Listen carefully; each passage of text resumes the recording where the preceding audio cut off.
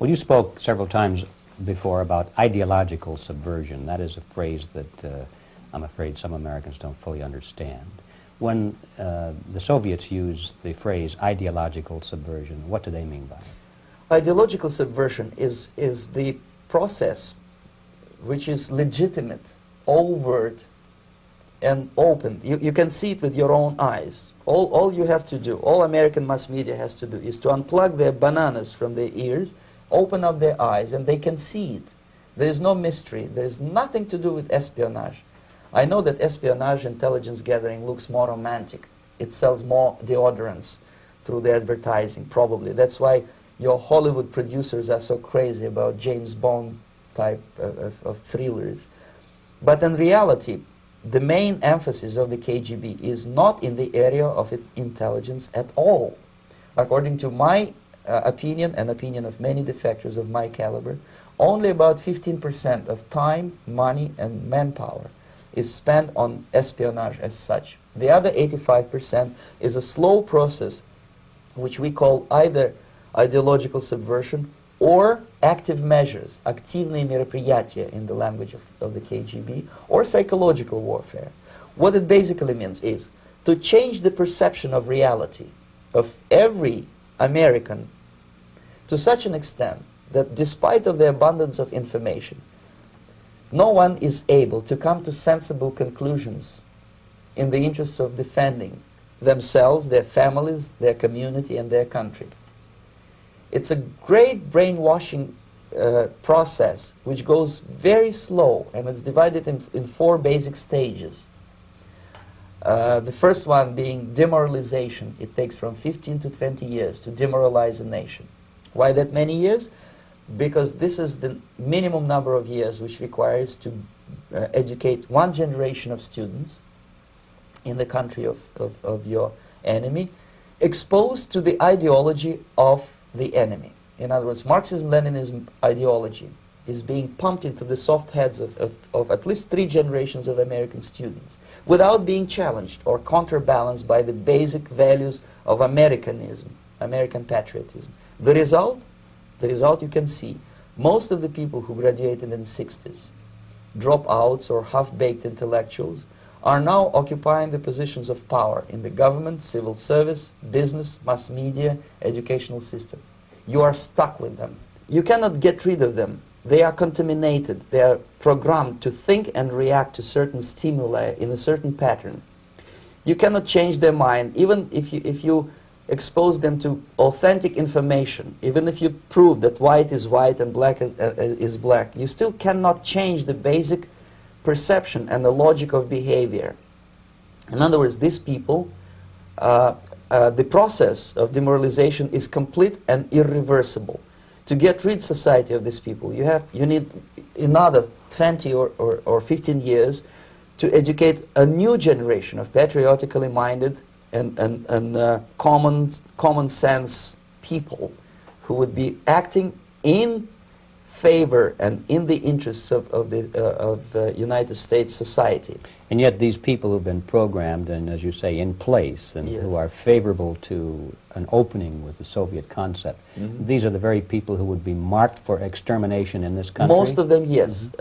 Simply because the psychological shock when they will see in future what the beautiful society of equality and social justice means in practice, obviously they will revolt. They will be very unhappy, frustrated people. And the Marxist-Leninist regime does not tolerate these people. Obviously they will join the links of dissenters, dissidents. Unlike in present United States, there will be no place for dissent in future Marxist-Leninist America. Here you can get popular like Daniel Ellsberg and filthy rich like Jane Fonda for being dissident, for criticizing your Pentagon. In future, these people will be simply squashed like cockroaches. Nobody is going to pay them nothing for their beautiful, noble ideas of equality. This they don't understand, and it will be greatest shock for them, of course.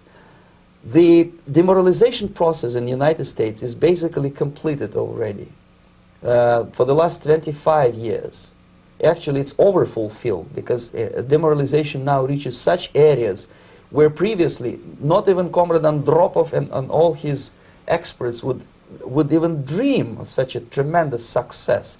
Most of it is done by Americans to Americans, thanks to lack of moral standards. As I mentioned before, exposure to true information does not matter anymore. A person who was demoralized is unable to assess true information. The facts tell nothing to him. Even if I shower him with information, with authentic proof, with documents, with pictures, even if I take him by force to the Soviet Union and show him concentration camp, he will refuse to believe it until he is going to receive a kick in his fat bottom. When a military boot crashes his, then he will understand, but not before that. That's the tragic of the situation of demoralization. So basically America is stuck with demoralization, and unless, even if you start right now, here, this minute, you start educating new generation of Americans, it will still take you 15 to 20 years to turn the tide of ideological perception of reality back to normalcy and patriotism. The next stage is destabilization. This time, subverter does not care about your ideas and the patterns of your consumption. Whether you eat junk food and get fat and flabby, it doesn't matter anymore. This time, and it takes only from 2 to 5 years to destabilize a nation, what matters is essentials: economy, foreign relations, defense systems. And you can see it quite clearly that in some areas, in such sensitive areas as defense and economy, the influence of Marxist-Leninist ideas in the United States is absolutely fantastic. I could never believe it 14 years ago when I landed in this part of the world, that the process will go that fast. The next stage, of course, is crisis. It may take only up to 6 weeks to bring a country to the verge of crisis. You can see it in Central America now. And after crisis, with a violent change of power, structure, and economy, you have so-called the period of normalization. It may last indefinitely. Normalization is a cynical expression borrowed from Soviet propaganda. When the Soviet tanks moved into Czechoslovakia in '68, Comrade Brezhnev said, "Now the situation in brotherly Czechoslovakia is normalized." This is what will happen in the United States if you allow all these schmucks to bring the country to crisis, to promise people all kind of goodies and the paradise on earth, to destabilize your economy, to eliminate the principle of free market competition, and to put a big brother government in Washington, D.C., with benevolent dictators like Walter Mondale, who will promise lots of things, never mind whether the promises are fulfillable or not. He will go to Moscow to kiss the bottoms of new generation of Soviet assassins.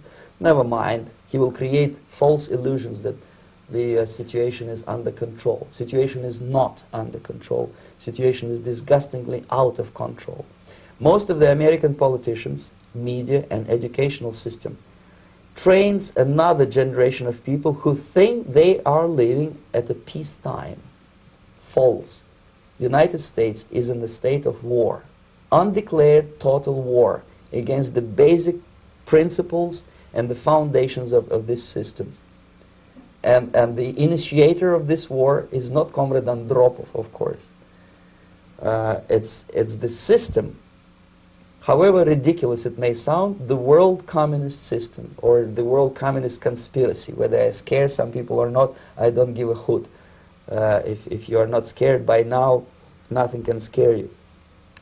But you don't have to be paranoid about it. What actually happens now, that unlike myself, you have literally several years to live on unless the United States wake up. The time bomb is ticking. With every second, the disaster is coming closer and closer. Unlike myself, you will have nowhere to defect to, unless you want to live in Antarctica with penguins. This is it. This is the last country of freedom and possibility. Okay, so what do we do? What is your recommendation to the American people?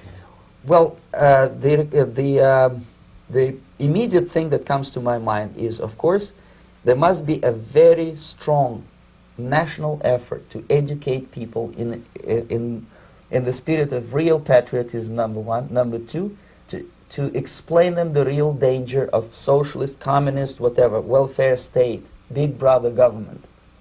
If people will fail to grasp the impending danger of that development, nothing ever can help United States. You may kiss goodbye to your freedom, including freedoms to homosexuals, to prison inmate. All this freedom will vanish, evaporate in 5 seconds, including your precious lives.